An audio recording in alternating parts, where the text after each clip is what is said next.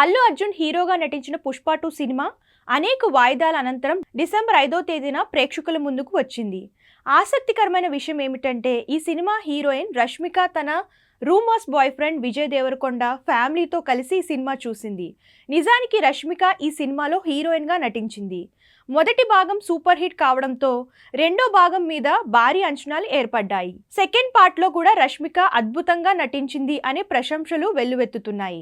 ఈ రోజు హైదరాబాద్ లోని మహేష్ బాబుకు చెందిన ఏఎంబి మాల్లో విజయ్ దేవరకొండ తల్లితో పాటు విజయ్ దేవరకొండ సోదరుడు ఆనంద్ దేవరకొండతో కలిసి రష్మిక ఈ సినిమా వీక్షించింది. నిన్న కూడా ఆమె థియేటర్ విజిట్స్ కి వెళ్లారు. ఇక పుష్ప సినిమాలో ఆమె శ్రీవల్లి అనే పాత్రలో అల్లు అర్జున్ భార్యగా నటించారు. ఈ సినిమాలో ఆమె పాత్రకు గాను ముందు నుంచి ప్రశంసలు దక్కుతున్నాయి. ముఖ్యంగా నిన్న సినిమా రిలీజ్ అయిన తర్వాత ఆమె మీద ప్రశంసల వర్షం కురుస్తోంది. ఇక సోషల్ మీడియాలో యాక్టివ్గా ఉండే రష్మిక తన మీద కురుస్తున్న ప్రశంసల జల్లుని ఎంజాయ్ చేస్తుంది.